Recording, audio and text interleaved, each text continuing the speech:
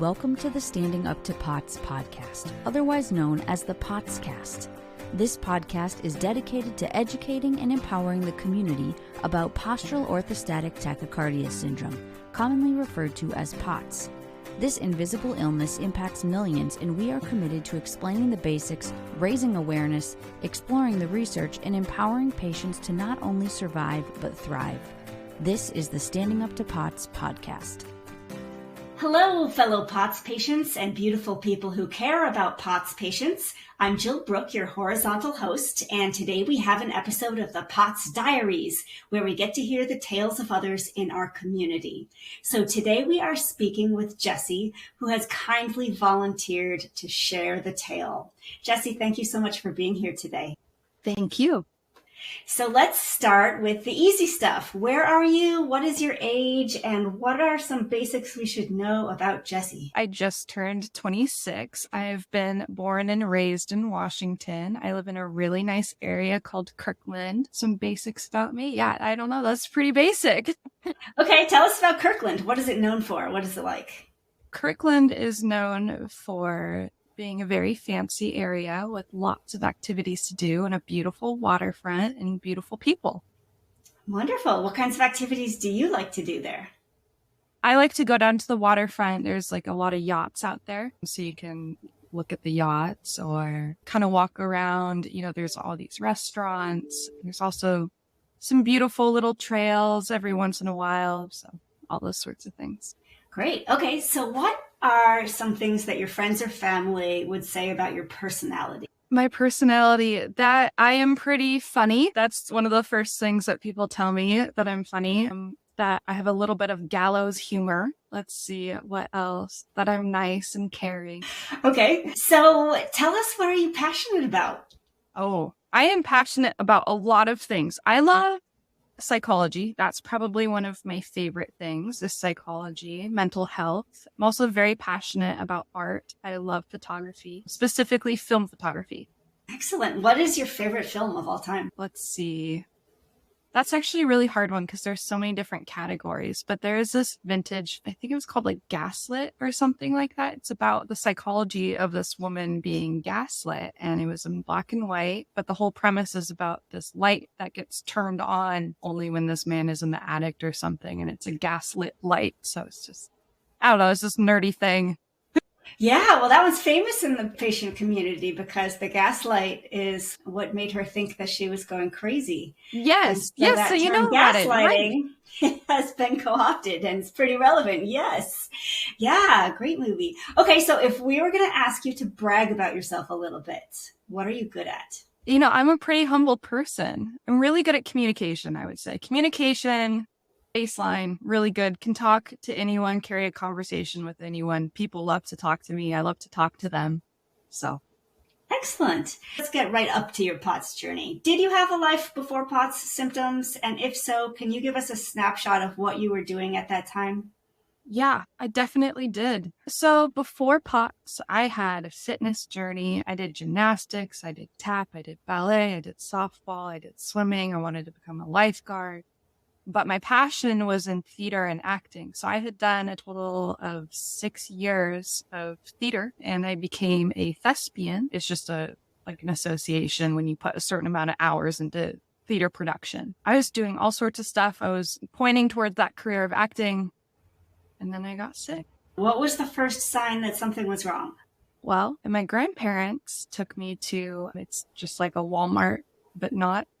And I couldn't bring myself to get myself out of the truck, and I fell asleep in the truck. And I slept, I would say, for 3 months straight. I just slept all the time. So, yeah. And what did you think was going on at the time? My friends and family thought I was on drugs. That sucked because I looked like I was. I had these big under eye circles, and I was constantly sleeping. I wasn't eating because every time I ate, I felt really nauseous. I had these random bouts of pain. So the doctors thought it was like mono or Lyme. So yeah. But in hindsight, I probably had symptoms way back when, you know. I remember in 6th grade in elementary school in PE, I was running. I was so excited. I was having such a good time. And I looked down at my hands, and my hands were just spotty. And I thought it looked really cool, because I was just a kid. And then in ninth grade, we had something called the runs. The runs like diarrhea, but it's the runs where you had to wear a fitness monitor around your chest and you had to run a mile. It was like a once a week thing. And then my heart rate monitor was indicating that my heart rate was at 210. So I was really starting to experience symptoms even back then, but because I was young, truly, I don't know. But I think I got sick with another thing that just exasperated the POTS. Because when I was 16, which was 10th grade, so the year after the ninth grade, the runs, was when I fell asleep in the IKEA, truck parking lot. Oh, so how long did it take you to learn that you had POTS, and what was that experience like? Did you have a nice, quick, easy time at it, or was it a real nightmare like some patients have? It was a nightmare. Fortunately, I live in such a wealthy area. There are doctors here that are phenomenal, but just getting to the right doctor, don't even get me started on cardiologists. They don't know anything. I would go to the doctors probably like once a week, just the urgent care walk-in clinic, because I would have this pain, and it was a sharp stabbing pain. Lo and behold, it was tachycardia, but no one cared to tell me that. I remember at one point they handed me this piece of paper. I can't remember if it was red or green or what, and it was a mental health checklist. So they were really just gaslighting me, full circle here, trying to tell me it was in my head. And at one point, a doctor wanted to put me on an SSRI. That really hurt, because at this point I was sad, yes, but it was because my life was going to shambles, realistically. No one was believing me. But it wasn't until I found this primary care doctor who had a POTS patient, and she referred me to a neurologist instead of a cardiologist. And the neurologist sent me to UW Medical Center Neurology in Seattle. I had my tilt table test done. And so this was in 2014, and my tilt table test, I don't know how I didn't pass out, but my laying down, I think it was around like 64. And then when they tilted me up, my heart rate went up to 168. So I was really sick, and it was proof in the pudding. But after that, I was sick again for months. I was in a flare for months because no one knew how to help me, So I went back to the doctor. So even once you failed the tilt table test and presumably had the POTS diagnosis, that didn't lead to good help? Did not at all. So, because this was back in 2014 when POTS was considered rare. So, went back to the UW neurologist. They're like, you have a condition called POTS. We don't know why you have it, but you have it. And you can either take salt tablets and we will prescribe you salt, which I got a prescription for salt. Or you can take this medication that increases your fluid in your body. I didn't want that. I didn't want to be puffy, That really sucked. So I actually denied treatment other than Gatorade for up until last year. So last year was the first year where I found a new neurologist, where I finally got proper POTS treatment. So from 2014 to 2021, however many years that is, that's how long it took me to get diagnosed and get treatment. So now that you've found a neurologist that you like and you're getting new treatment, has that helped a whole bunch? Yeah. So get this, I'm actually now doing physical training with a personal trainer so that I can start weightlifting. Excellent. So doing that as a POTS person, holy moly. Yeah. So what do you find helps you the most? Propranolol. Okay. Excellent. So that sounds like a long time to kind of suffer. Yeah. Yeah, I almost didn't graduate high school. High school was awful. Yeah. What was the hardest thing? The teachers, the school, they did not understand. Even though I had a program that allowed me to miss class, they thought I was just faking it because I looked normal, and I tried so hard to look normal. Yeah. So what made you fight through so that you graduated? My mom yelling at me. My loving mother, my loving, doting mother. So, yeah. Okay. So do you feel like this whole experience has changed you as a person? Oh, yeah. As I mentioned earlier, I have a bit of gallows humor, and it's because of the way people have treated me. I've learned that there is some people out there who are just very selfish, and that's that. I've definitely become a bit more cynical, unfortunately. And, when it comes to acting, like, I can't stand on stage anymore yet. Maybe one day. But yeah. Yeah. What are your favorite activities and hobbies these days, now that standing on stage doesn't work for you? Yeah. So working with my personal trainer who is educated in POTS, that's one of the best hobbies that I can do right now because it makes me feel great. It is so good. So that's number one. Number two, I absolutely love going on walks. I love going on walks. It helps me just get out and get moving, especially going on walks with my friends or my partner. That's great. I love blogging. I'm online on Reddit a lot, which is kind of fun. That's a great laying down hobby. I play video games, of course. That's another great hobby. There's the good POTS days hobbies and the bad POTS days hobbies. Right. Yeah. Right. There's the coping strategies you're proud of and the coping strategies that get you through the tough days. There you go. You get it. Absolutely. So what lessons has POTS taught you, if any? Oh, advocating. I learned the lesson of advocating and what that means. Yeah, that's probably the biggest lesson that I've learned is advocating. And even if a person has a higher degree than you, it doesn't mean that you suddenly have to stop advocating for yourself. Right. Right. Has anything positive at all come from your having POTS? Well, no. I will be honest with you. I hate to admit it. No, nothing. Oh, well, no, actually, that's a lie. I found a partner who we've been together for the last 4 years. We've known each other for 10 years. I found him to be so gentle and kind, and knowing that I can be with him long term, even when everyone else catches up to me, right? And they're old and crippled, like he's still going to be by my side. I don't have to worry about him leaving me. All these other people will catch up eventually. So, I mean, that's a good thing, is knowing that I have someone. There are people out there who care. That's really sweet. What is the best kind of support that people can give you these days? Acceptance. Just point simple, just accepting I'm sick. Don't tell me to eat celery. Don't tell me to, try this new diet fad. Try yoga. No, I can't do yoga. Accept me and accept that I'm sick, and I will always be sick more than likely. If there's new treatment, I'm going to try it. But, my new neurologist found out I also have EDS, so POTS is going to be long term. So it is what it is. So if you imagine your past self at your worst in terms of POTS, and I say that because we probably have some listeners out there who right now are having their absolute toughest time of it. Yeah. What would you say to that version of yourself now that things are somewhat better? And now that you have more experience and more wisdom?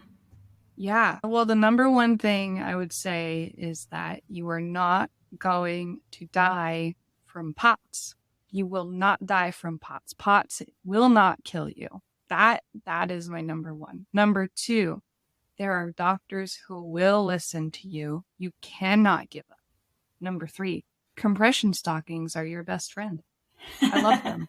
They're great. They're like Spanx, but for your legs. Number four, Gatorade or PDLA or whatever else, electrolytes, increasing that. Oh, and number five, do not push yourself. And if you do all of those, you will be feeling like a rock star. And even if you aren't, you will eventually, because when you first get your POTS symptoms, it is at its worst, and it will be at its worst just for a few months, and then it gets better. Yeah. So at this point, what does a bad POTS day look like for you, and what does a good POTS day look like for you?